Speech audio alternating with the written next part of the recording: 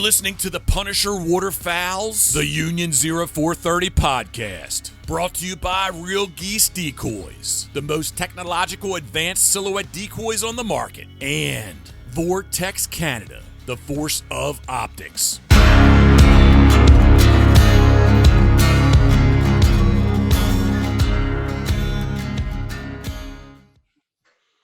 Hey, everybody. Welcome back to the Union 0430. This is episode 118. We are clawing away, still going, and we're still keeping track. So for all of you people out there that think it's funny that we list and we give a number to every episode, we really don't care. We're going to keep doing it. So this is episode 118. And thanks to social media, thanks to Greg Taylor, thanks to everybody and people that follow us and follow us and comment and chat with us.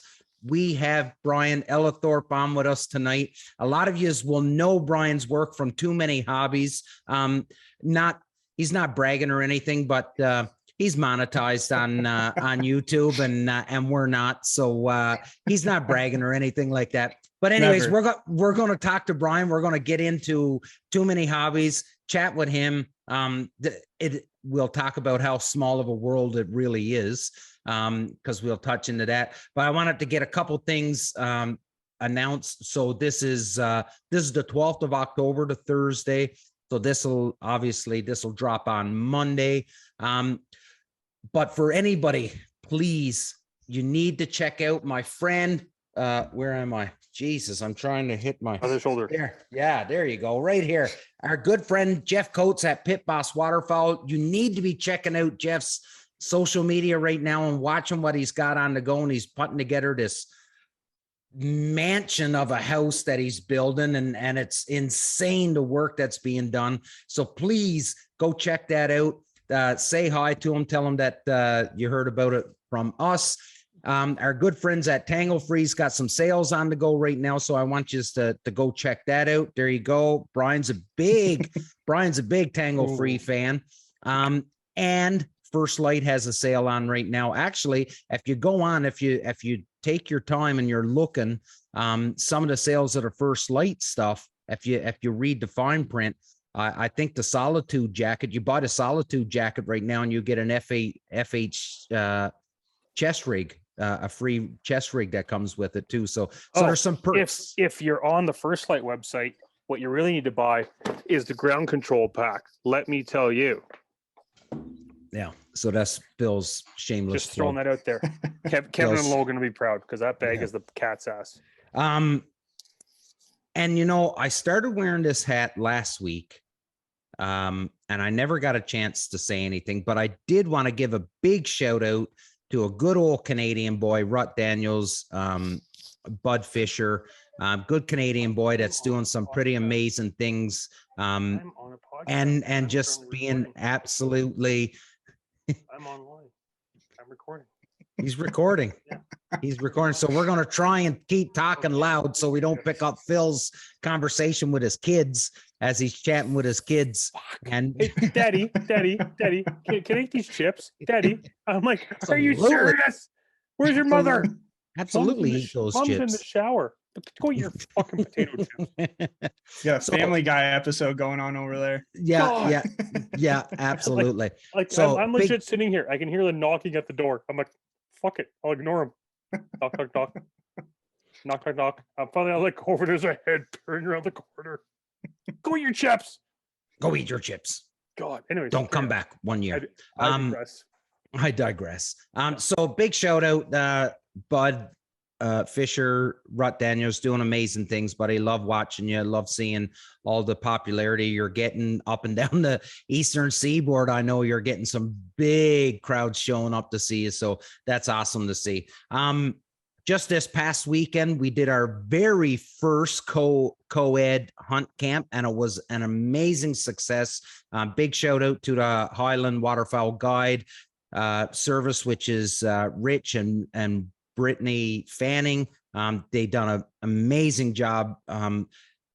I've never went to a duck camp and had brisket for dinner.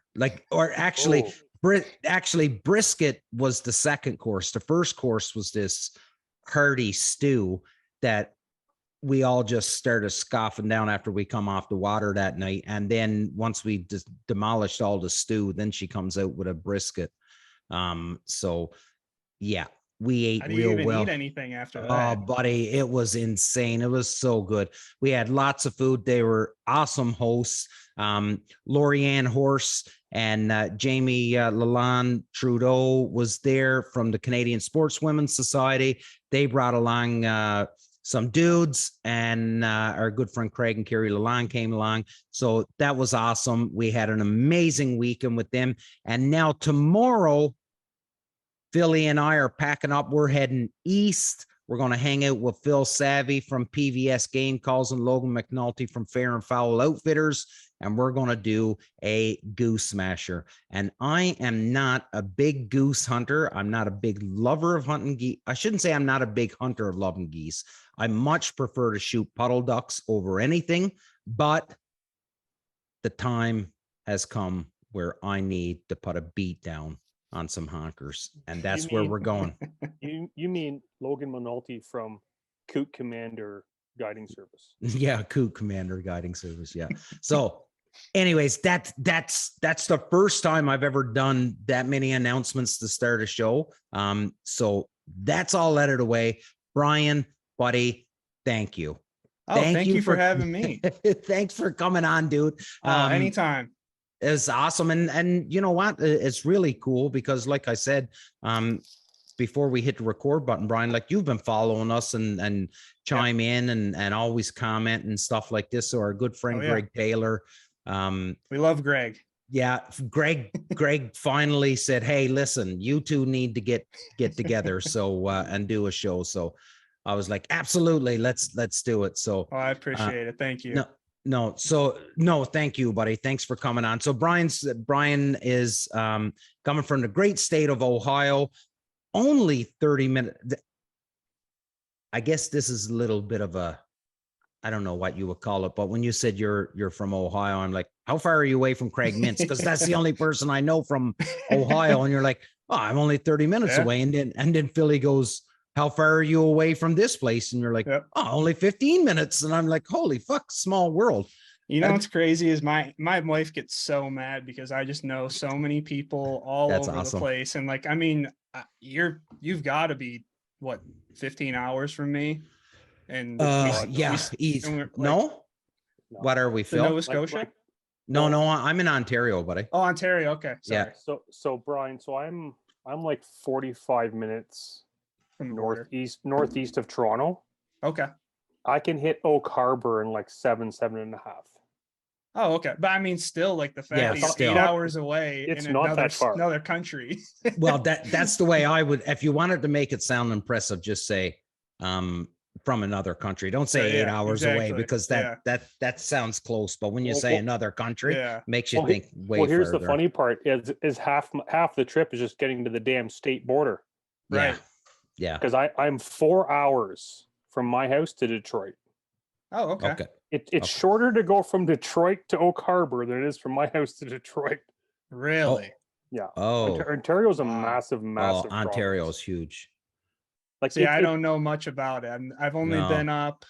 I've been up like just across the border. Yeah. So to put it in perspective, Brian, it is faster to drive from Toronto to Florida than it is to drive from Toronto up and around to the Manitoba border, which is the next province. Really? Yeah. It's faster to drive to Florida, and it's well worth the drive. It's almost 2 days, right, Phil? From 24. Like 24 hours from like if you came from Quebec and you hit the Ontario, if you're driving the Trans-Canada Highway and you hit Ontario, it's 24 hours on the Trans-Canada from the Quebec border to the Manitoba border.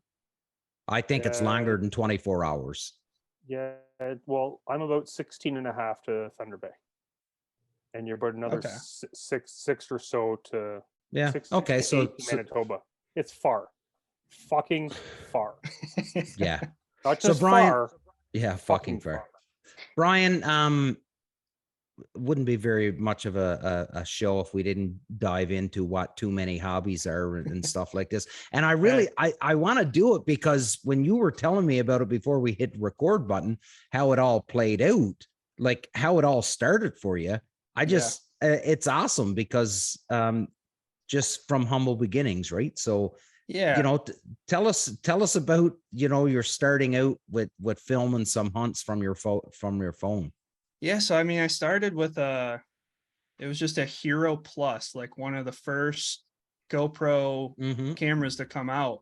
And I've always kind of liked filming everything I do. Like when I was powerlifting, I'm always filming stuff. When I was younger, I always had a video camera filming just random stuff. I always enjoy filming stuff and looking back on it. So why are hunts any different, you know?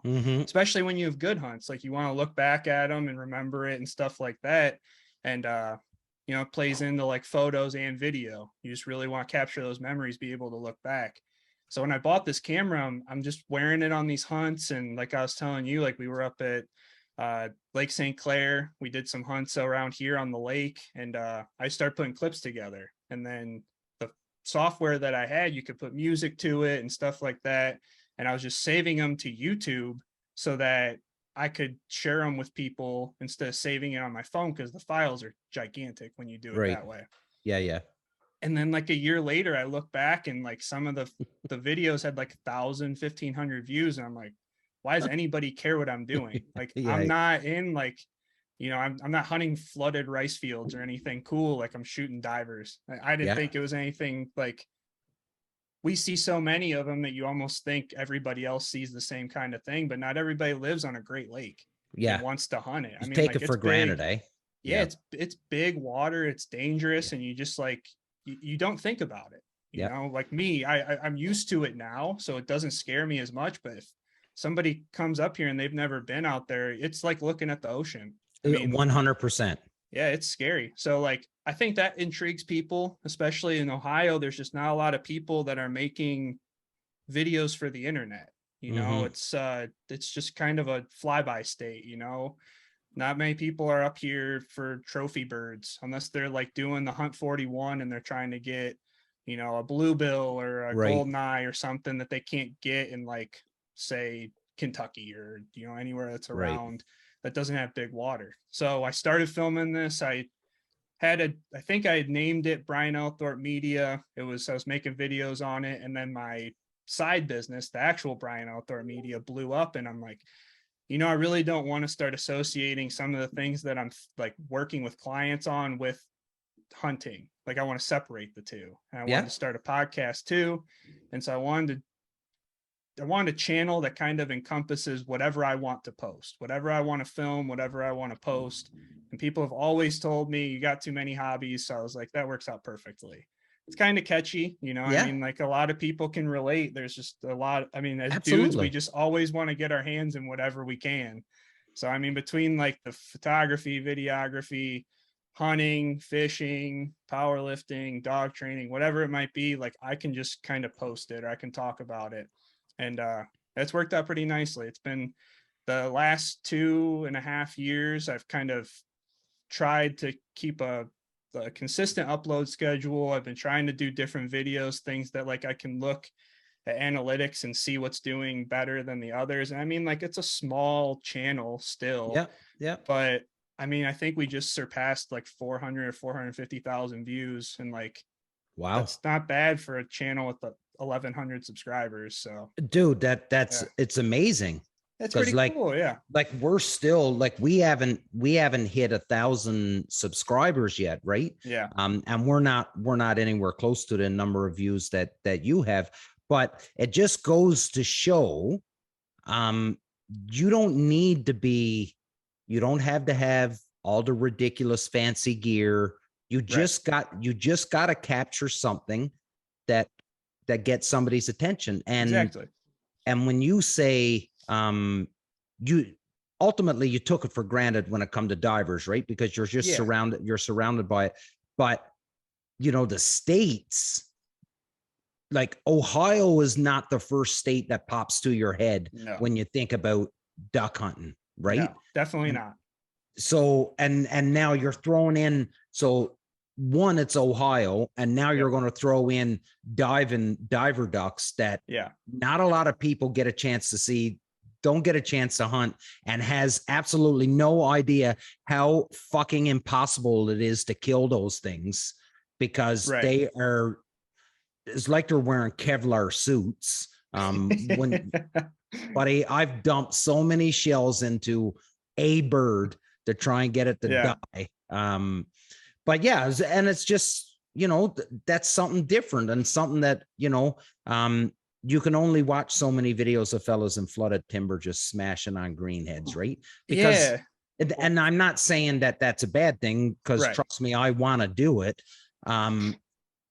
But there's a lot of that out there. There's not a lot, you know. We've got Jeff Coates that's doing the Scoter and stuff like that, right? But there's not a lot of guys doing the big water ducks, right? So good for you, man. Thank you. Really, it's been cool, just because like I didn't realize how much people just wanted to see something different. I thought that, you know, if you want to get a big channel or something, or you want to get views, you have to jump on what everybody else is doing. But I mean, when there's 45 different people that are filming themselves hunting a cornfield, that's right. I even find myself getting a little bored of it. And it's cool to kind of branch out and gain a different, you know, fan base, I guess, aside from everybody that wants to see field hunts. But at the same time, I try to incorporate a lot of educational stuff into it.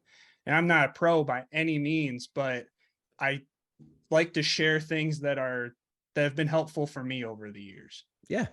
It's just, it feels right. You know, I want to pass that information along to people that want to get into the sport, because I love to see it grow.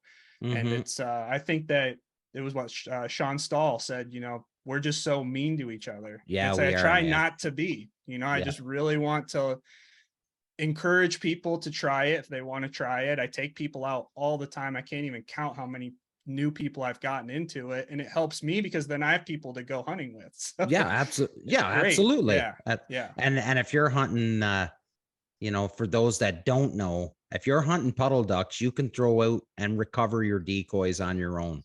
Start putting out long lines of divers. It's not fun. Not fun by yourself whatsoever. No. Philly, you done it for a long time, doing it by yourself. I've done it once or twice, and it's a bit of a pain. Yeah. Especially the way I like to do it in slotted bags. Like I'm kind of OCD about how they go back in so that they can come out. And it's it can be a little stressful if you're in, I mean, I have a 20-foot lake boat, and trying to navigate that while picking up decoys and 15-20 mile an hour winds, like it's just not fun. Yeah. Like I've like all my decoys, like I run a whole pile of Dixie decoys. Okay. All ones that I've painted myself, and I run them all. Cool. I run them all in slotted bags. Yep.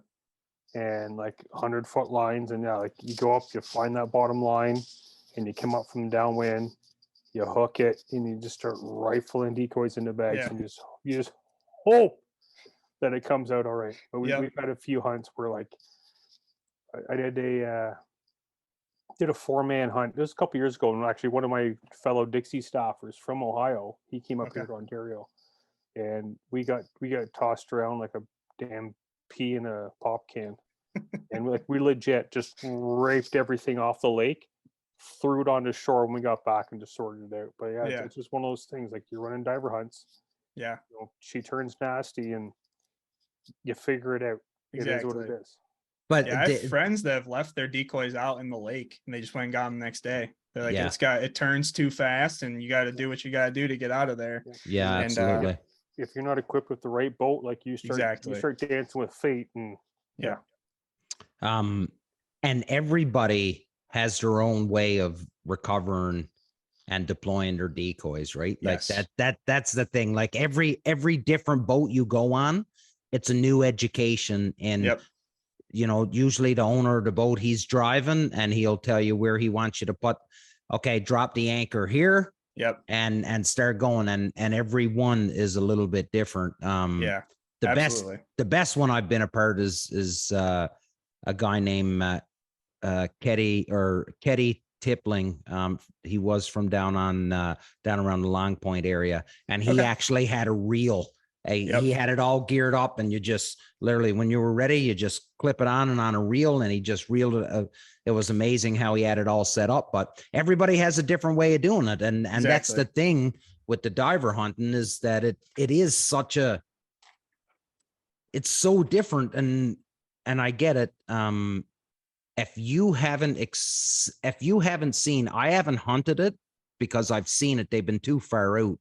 But when I've seen rafts of, 10,000 redheads, just there, and you're like, holy smoke. And when they lift off, it's like a cloud. Like, oh, absolutely. If you're just scanning the horizon, it looks like a cloud that's just down close to the water, right? That's the black cloud. That's the black cloud, yeah.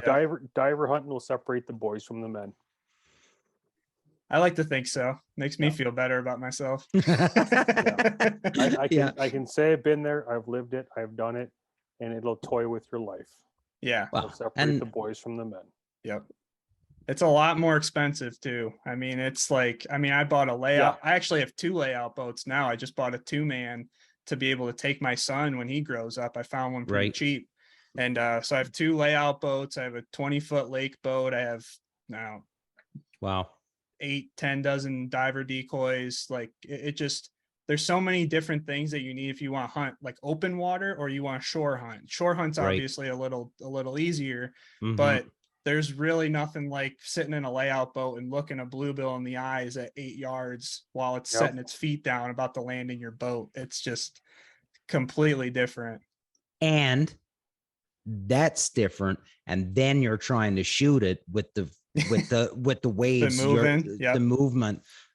So I've only ever hunted out of a layout a couple times, and I've been humbled every time I've been in it. Yeah. Like, hey, how can you miss that? I'm like, what do you mean? How did I miss it? You see the swell that's on the water right now? Oh yeah. Yeah. We went out and hunted, we went sea duck hunting out in Massachusetts, and cool. We went with the guy. If you guys ever seen the Drake episode that Jeff Coates was on, he was hunting out of a layout boat. We went with the guide that took him out for that show. Okay. He's Randy Drago, Codfather Outdoors, or Codfather Charters. And we went with him specifically because he does layouts in the ocean.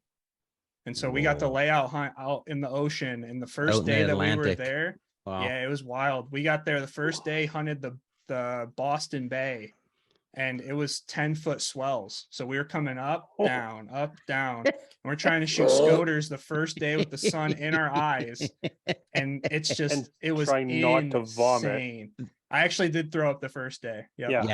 Yeah. You're hammering gravel before you go out on yeah. I mean, like you would see these lines of scoters come in, and you would lose them behind the swell. And then all of a sudden they come down, and you'd be up, and you're trying to shoot down at them. You're trying to shoot up at them.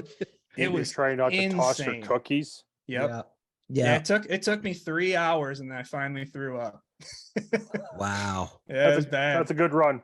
Yeah, that's an impressive run. It's impressive even with motion sickness. Yeah.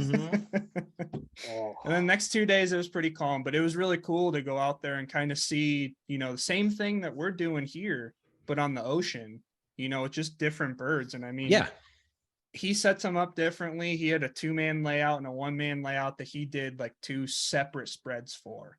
But I mean, he was using tangle-free decoys, these big foamer decoys that he had bed lined and stuff. And it was like, wow, it was pretty cool just because there's so much salt water out there. He can't use just any weight. So he was using semi-truck rotors for his weights and stuff like that. That's what I've used in the past. Yeah, like that's even what when I have now. Yeah, is rotors. Yeah. And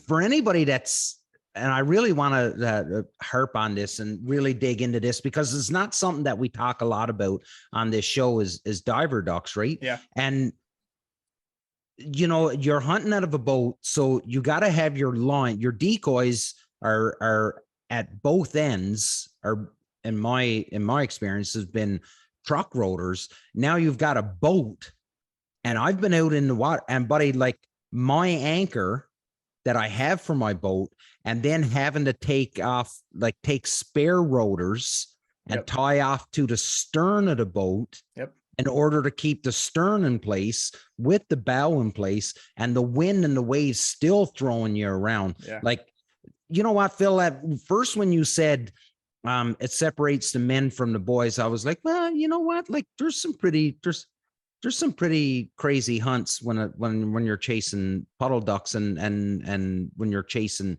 those big giant Canadas when it turns real cold. But the more I'm thinking about it now, that fucking diver hunting, man, like they're crazy. When was the last time you heard a guy lose his life shooting a fucking big old stand in a cornfield?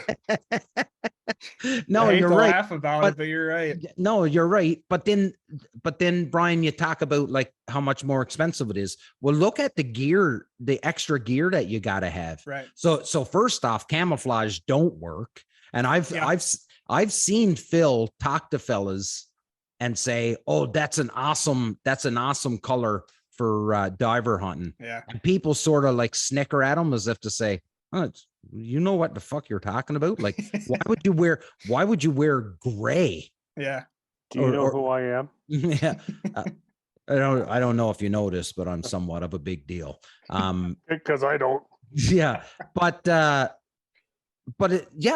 so if you're layout hunting, like you're not sitting in with Optifade or Taifa or Max 5 or any of that. Like you need black, gray. Yep. So the gloves charcoal, like them big old friggin' gauntlet gloves in order to be able to, so your hands don't fucking free.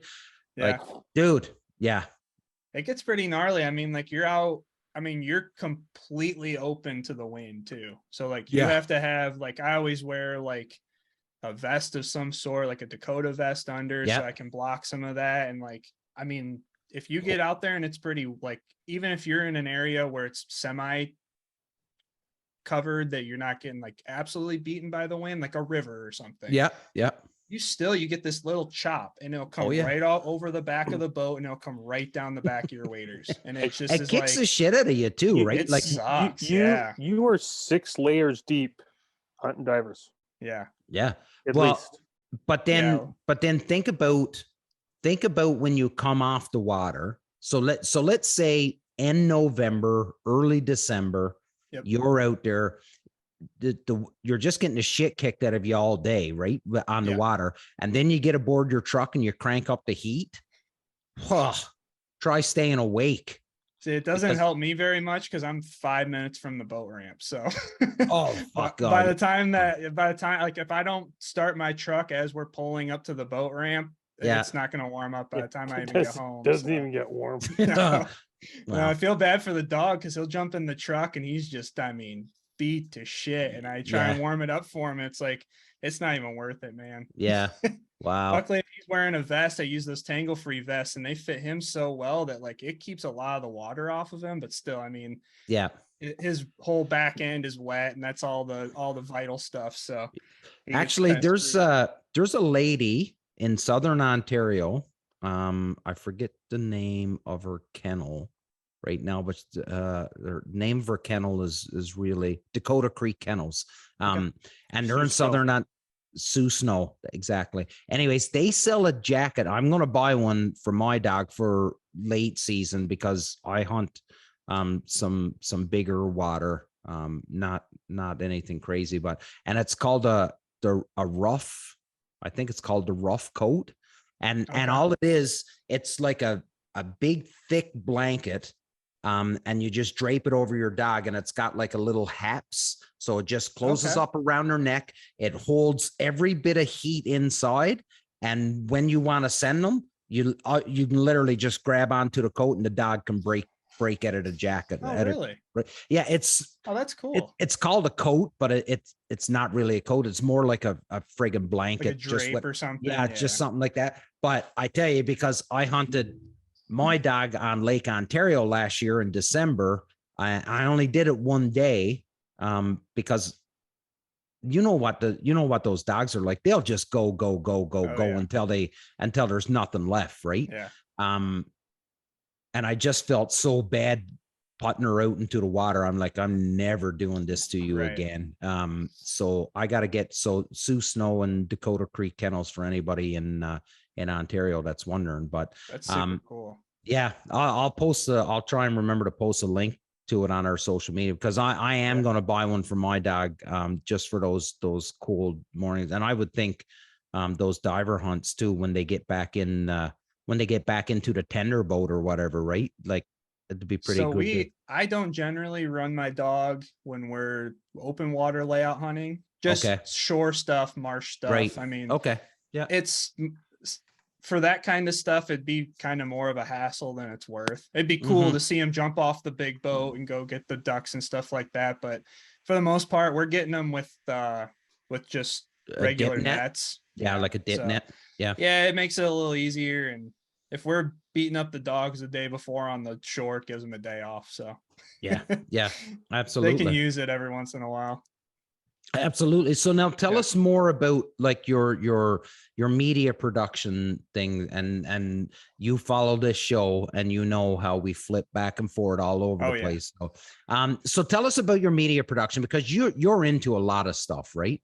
Yeah. So I bought a camera when I first graduated college. So this would have been in like 2016. And right down my old house before I bought this one was inside of a public hunting marsh. So my property touched the private or the public land. Yeah. And my pond, I would get a ton of ducks in there. And I'm like, you know what? I want to start taking pictures and like getting good at it. I always seen these people that just post these wild pictures online. So I bought a camera, learned how to use that. And I was doing just like some social media type stuff, making videos, and I had a drone and stuff. And one of my friends asked me if I wanted to film his sister's wedding. And I'm like, man, I'm just a redneck with a camera. Like, I don't know how to film a wedding. So I actually bought another camera that I was looking at. And I was like, well, if I do this wedding, it'll pay me back a little bit to buy this camera. So I filmed her wedding. That took off, and I've done probably 40 weddings since then. And it's paid for a ton of my gear. I've done a lot of stuff just with different hunting companies that ask, like in the area, like Real Geese. I did some stuff with Craig, and I do some stuff with GK Calls now. Okay. Yeah, because they're right in Gator Waders. I've done some stuff with them. Just kind of whoever asked me for stuff, I can kind of do it. So it's been pretty cool. After I started, kind of making some money off of it, I turned it into a business. So it's a registered business and everything. And I shoot photos, videos, pretty much just about anything that you can think of. And it's been a fun ride so far. It's once you learn a camera, I mean, for photo or video, it's just flipping back and forth. There's a few little nuances here or there for like doing different things with video as opposed to photo. But yeah, I mean, I like doing waterfowl mostly. I mean, my whole wall back here is all pictures I've taken. I like doing waterfowl dogs. I started doing farming stuff just because I'm really interested in it. Like just whatever I want to do, I can just kind of do it. So the weddings are the big thing. I do. That's the money maker, eh? Yeah, that's what kind of keeps that portion of the business alive. Not that it really is going to fall on its face at all, but it's just the one thing that like I can count on every year of, it's what I focus on, I guess. Yeah. Philly, have you dipped your toe into the wedding photography game yet? God, no. Oh, God, no. There's so many people that say that, and I don't blame you. Why would? Pray to God my wife isn't listening. Why would you ruin a perfectly good single life and get fucking married? I'm just saying. Why? No, I'm asking you. A lot of people do. Just saying. Why? Dana, I love you. Yeah, really it's like my dad when the whole gay marriage stuff was coming out, right? And how there was all these people that were up in an uproar about gay people wanting to get married, and my dad was like, I don't understand why people are so upset. let the gay people get married. He was like, why should they be any better off than the rest of us? Let them be just as miserable as the rest of us. And I was like, that's a good one, Got Dad. a point. Here's another one. like it was like the polygamists or whatever. Yeah. But like, you want one wife, never mind like having 5 or fucking 6. Yeah. Sounds miserable. But Philly, like, so now. P.S. I love you, Dana.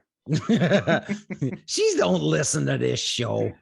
Ironically, she has once, and it was at a very fucking inopportune time when I was running my mouth off. Yep, I got in shit. I got in shite.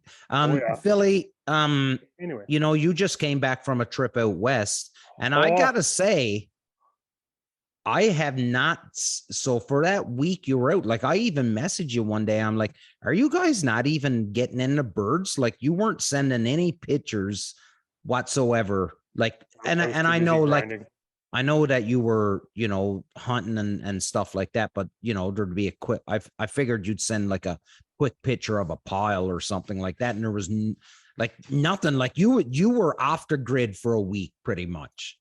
Yeah. I was grinding. You were grinding. Nah, it's not really. You don't really grind out there. There's too many birds. Well, when you're up at like 4 a.m. every day, sometimes 3:30, depending on how far you have to drive. Yeah. And like if we're doing a snow hunt, like we're out there, it's a 1,400 decoy spread. Yeah, it's just insane to me. But like, so what was that? That was silo socks, all silos. We were all socks, I should say. 1,100 socks and 300 full bodies. Oh, that's a big.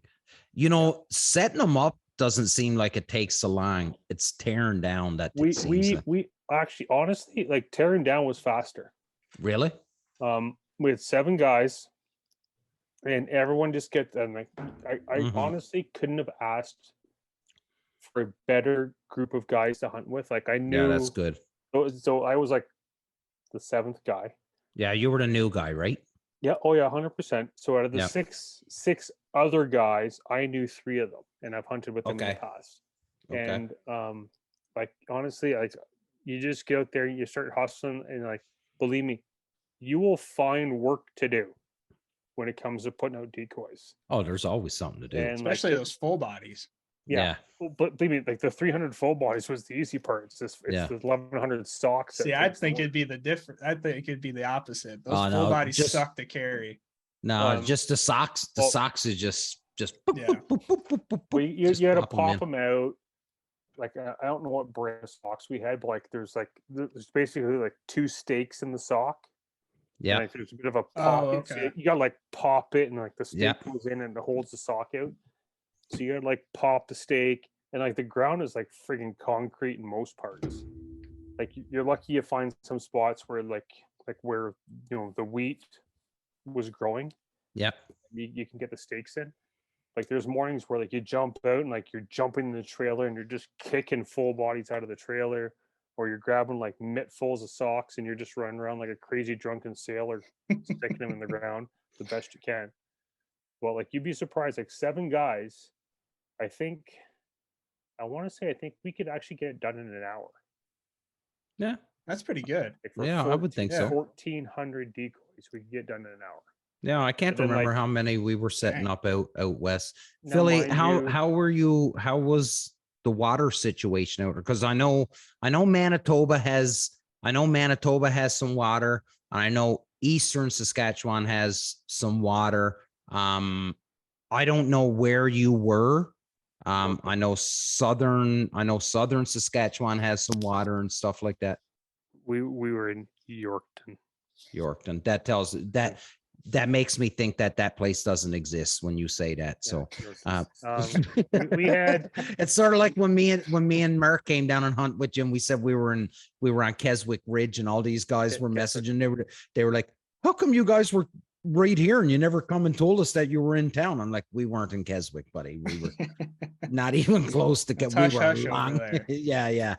Not even close to Keswick. We had a reasonable amount of water. There was definitely a couple dry spots here and there, Right. which is to be expected in the prairie. It's like honestly like the whole area that we hunted was drier than a popcorn fart, but It's pretty dry.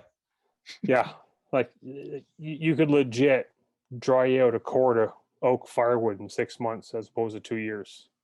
Like she was dry. It's dry, eh? But like we had ample water. Obviously I've got nothing to compare it to because it was my first trip. Right. But like in my opinion, there was potholes all over the place. Like we're driving around like all these roads, and like there's like little drinks in the ditch, and there's a dozen teal, or there's a pile of gadwall, or like there was one spot we drove through, and there was cans. Really? Cans in the ditch. I probably would have jumped out and tried to tackle one because I still haven't got a can. I tried getting my co-pilot to slam the brakes on in the truck, and when he did, they just like, "Yeah, we're out of here." I'm like, "You dicks!" Like, I have a camera. It's not a gun. It's a camera. They're like, "Yeah, we don't care. Screw you." So, did you get good content though? Like, were you able to get? I snapped off 1,770 photos. And how Sounds many? like something I would do. And how many made it past your inspection and that you're going to be able to use? Less than 100. Brian's and for those that are listening and not watching, Brian's just nodding his head like, been there, done that. Sounds right. Yep. Take 1,000, you use 50. We had a juicy duck hunt one morning, and like I should have upped my f-stop. I had so many like dirty photos of like mallards cupped in the decoys, and like you can see the decoys, you can see the mojos in the spread, and the photos are just bleached to shit. Oh, really? Like, yeah, should have bumped the f-stop, and I didn't because I was too horny. And yeah, I've had that happen before. Like we did a Drake only hunt one morning, and we smashed them all. There was a couple guys that didn't know what drakes were, but we won't go there. And so we were done. We had our 56 ducks. So there's 7 of us, and like you could I was legit sitting up in the layout blind, just smashing the camera button, and like there's birds just dumping in. Like you could reach up, grab them by the feet. That's so cool. It was ridiculous. Like there was one field shoot we did one morning. Yeah, we ballparked it. We probably saw 10,000 ducks. Yeah, that's crazy. That's awesome. I was talking to pennies, mallards, you name mallards, pennies. I was talking to the Daryl Gilbert from he runs the Saskatchewan Lodge for Ongaros, and was chatting with him the other night, and I'm like, "Hey, what are you doing?" He said, "Oh, I'm just getting back from watching a field of snows." And I'm like, "Oh yeah." I was like, what are you looking at? He was like, there's about 80,000 here on this feed right now. And I'm like, fucking insane, man. 80,000 birds. Crazy. Yeah, so crazy. Dude, we went out, we were in a place a couple years ago. We went out and we were hunting with him. And so him, myself, and Ryan Bro, we decided we weren't going to crane hunt that night. So Ryan and I decided we weren't going to crane hunt. We were going to tag along with Daryl and just do some scouting for the evening. So we get out to this place, and it's without giving, because if I describe it too much, people will know where it is. Anyways, and I look down there and I'm like, how many birds do you guys think that are down there right now? And I'm horrible at estimating when it comes to this, like these numbers like this, right? And the boys like, there's probably 250, 300,000 birds down there. I'm like, shut up. I'm like, how can you estimate that many birds? And Daryl goes, well, I hunt here all year, so I know what it is. He was like, so we were there. That would have been like Canadian Thanksgiving, so like the middle of October. Yep. He said by December, he was like, there might be 1 million birds there. Yep.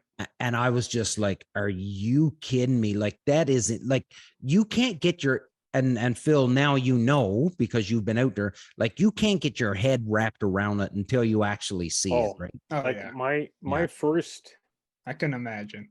Yeah. My first like 2 or 3 days out there, like I was right fucking unglued. Like Look at that! Look at right that! Look at that! unglued. Look at that! Look at that! And like by the end of the week, like we'd be cruising the road scout and like, yeah, there's a flock. Yeah, it's 50, 60,000. Yeah, we might do it. Like Yeah. we were at that point. Like if you go on my social media, like for those that follow Collective on Instagram, I posted a pile of reels. There's one video where like we drive for like half a mile on video and it just snows balls deep. Yeah, for half That's a so mile. crazy to me because we'll be lucky to see 50 or 100 in my area. Right. I'd be lucky to see 3 where I hunt. That's But fair. now, Brian, on the other hand, you're out on Lake Erie and you'll see a raft of 20,000 bluebills. Yeah, that's pretty common. Yeah, right? I mean, it's different just because like a lot of people talk about, the different flyways and stuff. For diver ducks, we are a big flyway. Like they come 100%. from Lake Huron down through Lake St. Clair to Lake Erie, kind of peel their way off to Buffalo and then go to Chesapeake Bay. So it's like there's kind of there is a roadmap for divers, and we happen to be in a pretty good spot for it because our side of the lake is shallow. So it's easy for them to feed. Oh, okay. So if they're only feeding in 10 feet of water out in the middle of the lake, it's really nothing to see. Really? That's all the depth that you have? Like if you go out 3 or 4 miles, you'll get into like 18 foot, 18, 20, 22.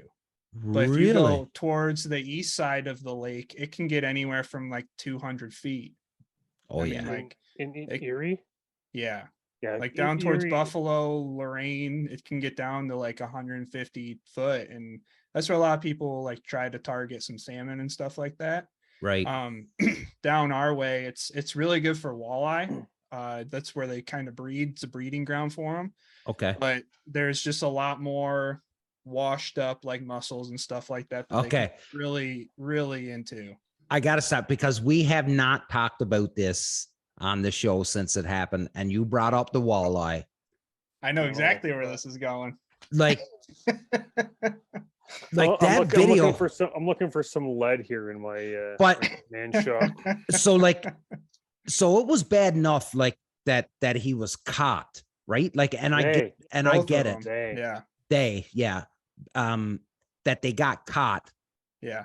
But if you listen to the voices in the background of that video, I'm surprised he got out of there alive. Buddy, I am too, because some of the fellas that were watching, and I heard fellas say, how many times have you done this? I heard one fella say, you were the king, man.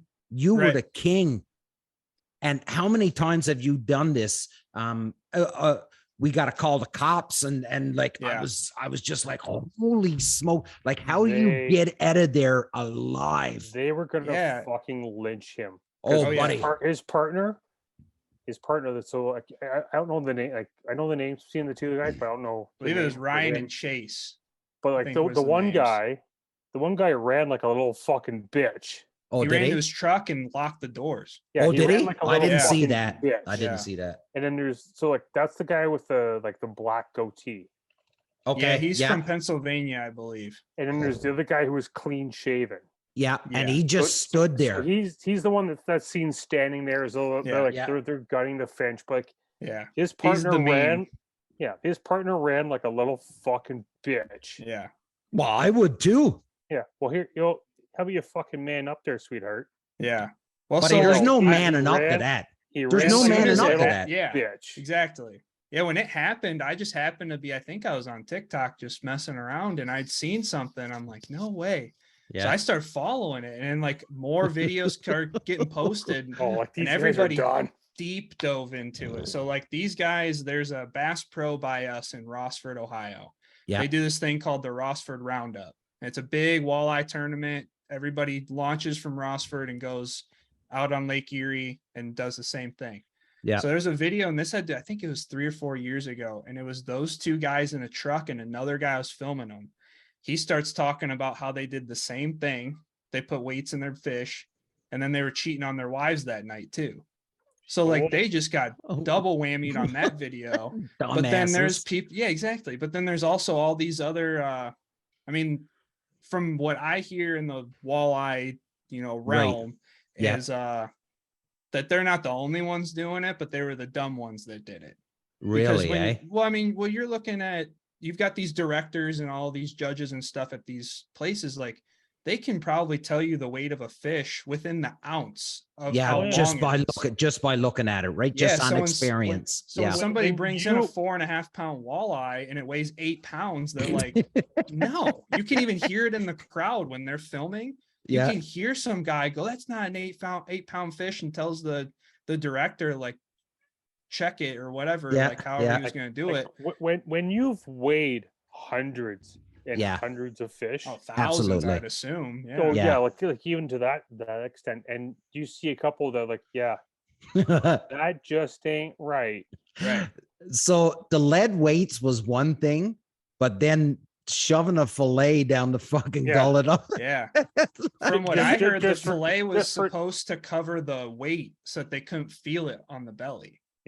Oh, that's what I heard, was like the reason that they stuffed the fillets in there. But I mean, like you got to go to depths to try and cheat for. I mean, like I get it. Like if it's like any competition for, especially for money, there's going to be people that want the edge. But it's like you're talking about such a bad place to do it, like, dude, and. Like, so think about this. Like I'm looking at, so as I'm watching the video, right? Like the dude, he's standing there, he's got his jacket on. Like you cannot get another company's logo on his shirt or on his jacket or whatever, right? Like this guy's endorsed like you wouldn't believe, winning tournaments, like obviously doing very well for himself with his winnings and endorsements and stuff. Yeah, I think they won, and over the last 2 years, I think they said that he won $306,000. Well, not him, but both of them as a team. Both of them, And like, and that boat, like, didn't they win that boat too last year? They won the boat, I believe. So we have 2 competitions for just the general public around here, and it's the Walleye Brawl. I would love to have a 621 in my driveway. I'm just saying. If anyone's now it's probably gonna get auctioned off if you want to try and buy it. if anyone's donating a 621, actually that's probably urban. That's an urban legend now. So that boat will probably sell like 10 times worth. Oh my god! Yeah, it's gonna be you're paying for the meme now. I need a new musky boat. Just say it. Hey, and the old Alaskan ain't cutting it. They could. I just it's crazy. Like I not that I approve of it, but I understand, just like you said, Brian, like if there's money involved, someone's going to try and get the edge. Someone's going to push the limits. Right. Yeah. And I hadn't really thought about this until you just brought it up, but like these judges, like they've been fishing their fucking entire lives. That's why they're there. That's why they're there. Like so you can't walk in with a 4 pound fish and then try to tell you all of a sudden it's 6 pounds. Yeah, exactly. I can see that. Well, like some guys like that's their career. Yeah. Right. Is absolutely. Like I kick ass and take names. So some people rescue cats from trees, like Dave. Sorry, Dave.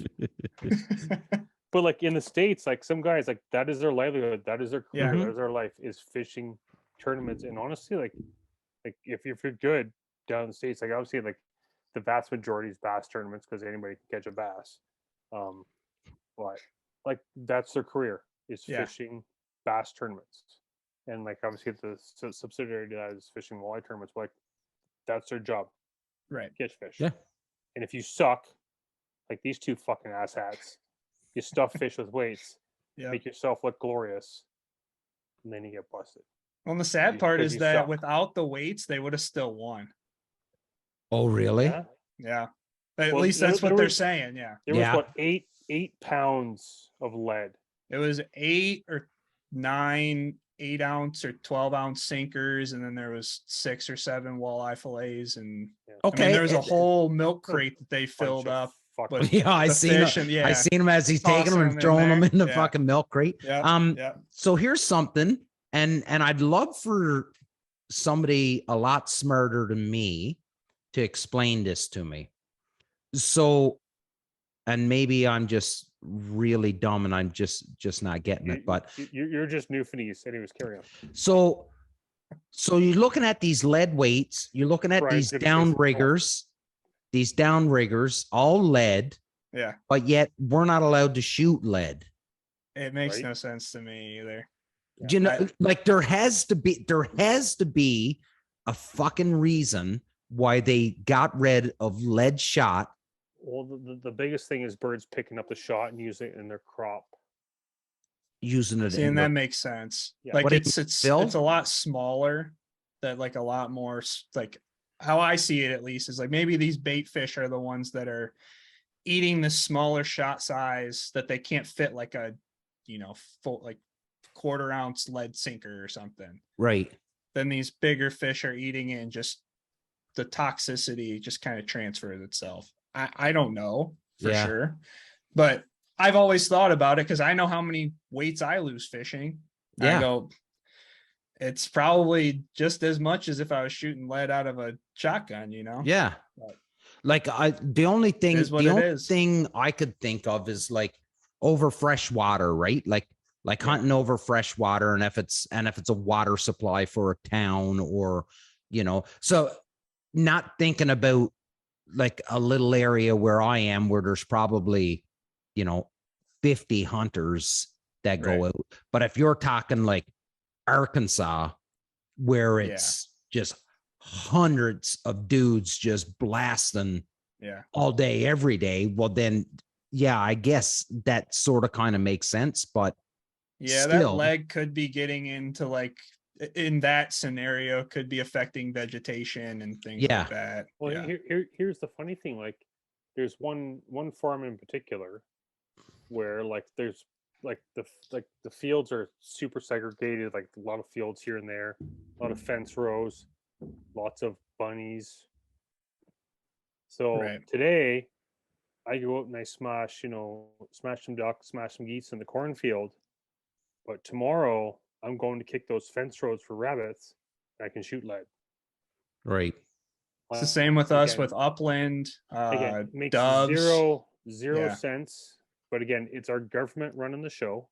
They're a bunch of asshats, a bunch of donkeys. Well, so here's the newest one. So remember, and we've talked about it on the show, and there's been a number of posts made about it on social media by a ton of people. So this rule that the states imposed, where anybody hunting up in Canada, they couldn't bring birds into the states. Yeah. Well, that's been lifted, and you can now bring. Oh, but that was retarded. But you cannot bring back a bird that you want to do for taxidermy. You still can't bring the whole thing back. You can can't only bring the breasted whole out bird. That's right. So if you shoot the fucking unicorn of pintail and you want it taxidermied, you got to taxidermy it in Canada and then bring it across. Because that makes a lot of sense. Yeah. I don't really see how it matters, but I don't see how it matters. You know what I mean? But so at the end of the day, that's true dope. And no, Billy that's Madison, not Billy true. Madison. Trudeau's got nothing to do with this. This is senile Biden that's coming up with this, which makes a lot of sense. If it's Biden that's coming up, he with probably it, doesn't even know what's going on. He doesn't even know.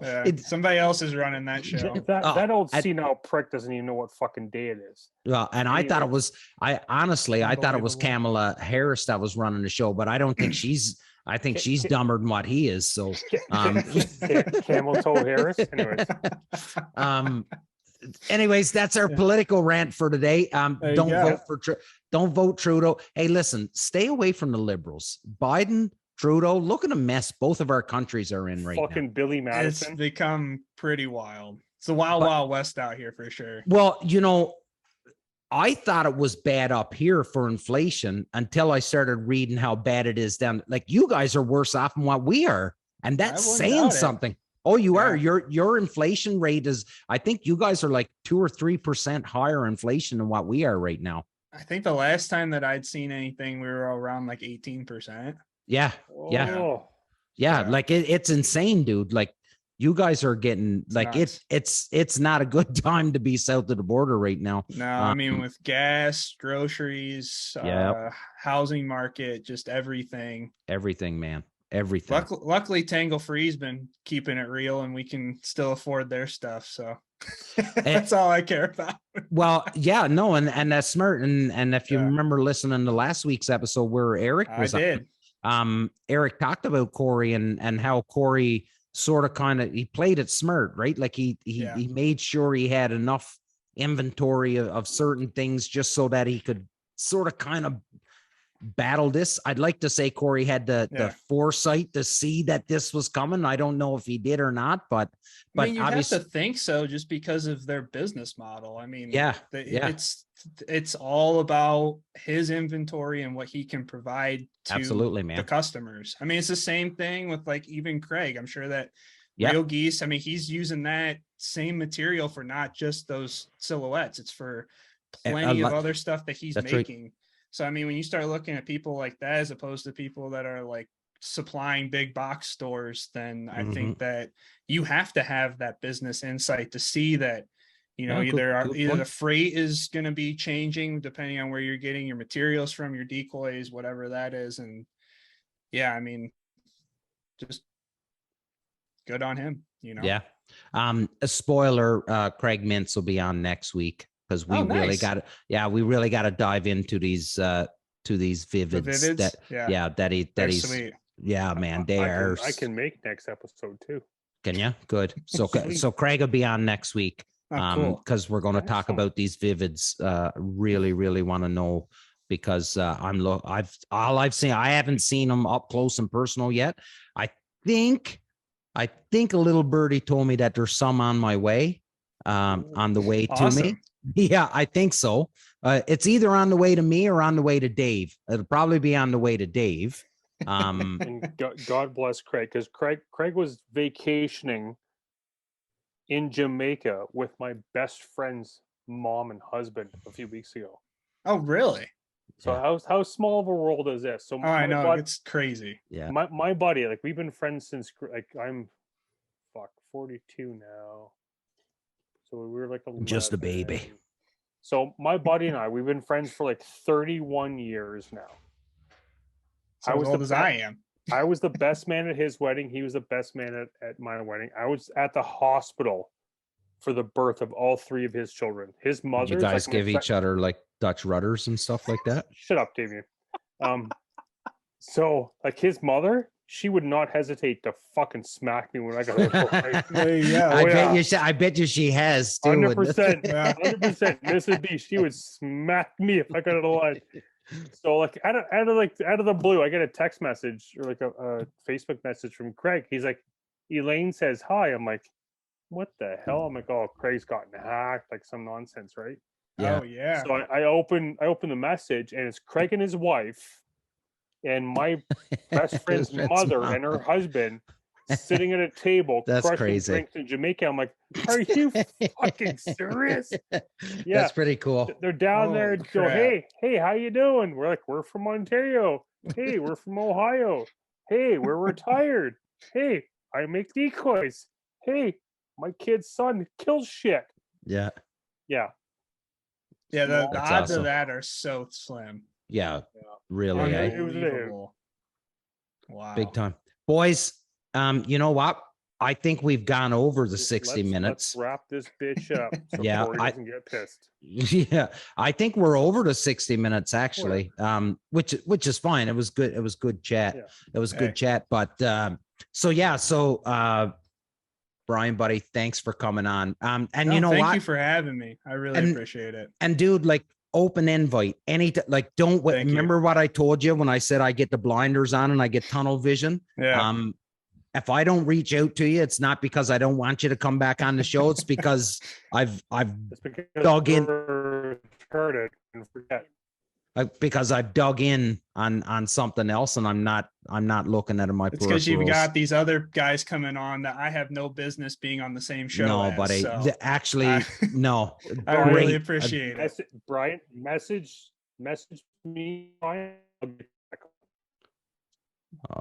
So we just for anybody that's watching or listening, they just totally missed out on what you said because my internet connection crapped out. Yeah, it came out on mine too.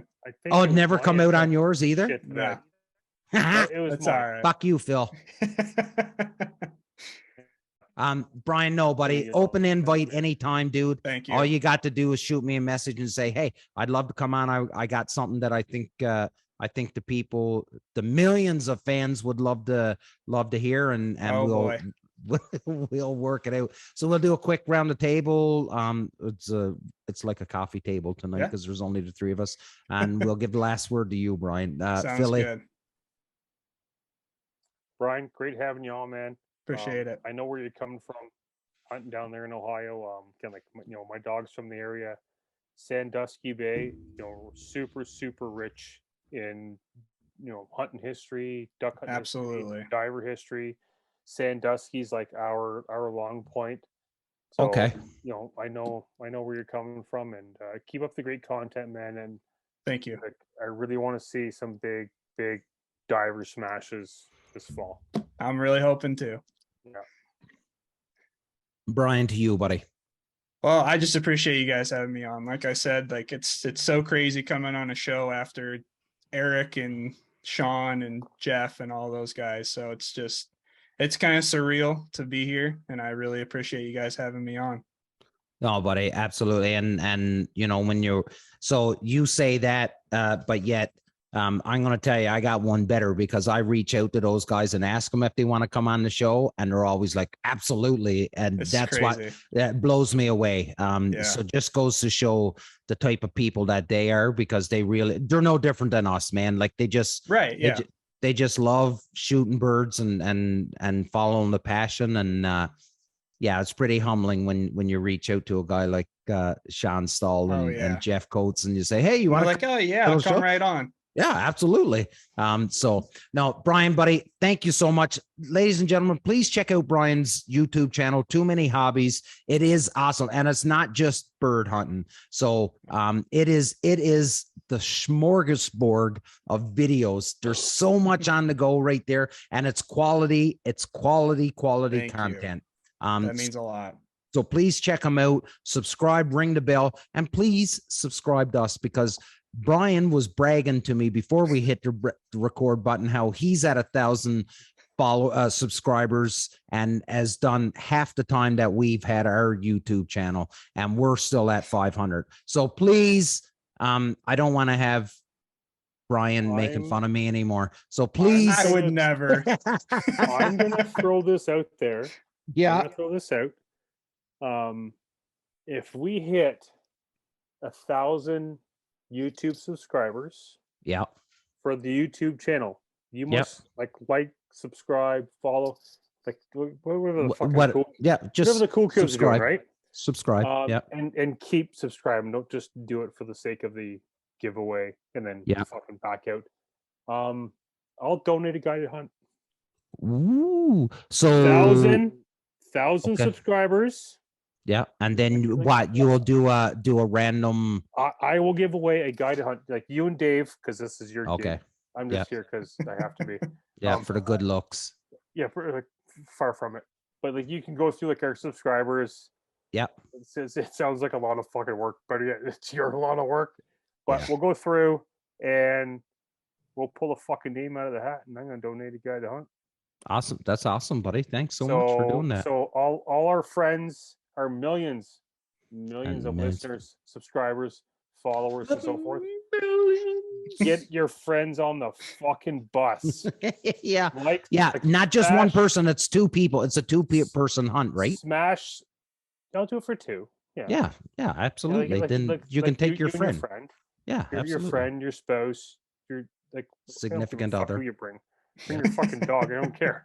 Bring a fucking squirrel, as long as they have a license and can grind. I don't care.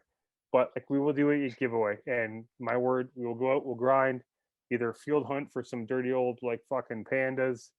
We'll go do some divers. I don't give a shit. Yeah. Let's get to 1,000, folks. Get your friends on board. Let's go. Awesome. Thanks, buddy. I really do appreciate that. Brian, buddy, thanks again for coming on. It's been Absolutely. awesome to Anytime. chat with you. And I can't wait to have you on, and I can't wait to chat with you again. And I'm pretty proud to say that I consider you a friend now after chatting with you for a while. So thank you so much. Ladies and gentlemen, this was episode 118 of the Union 0430. As we always say, surround yourself with good people and good things will happen. Look after one another. Don't be a fucking douchebag, and big love. Until next week.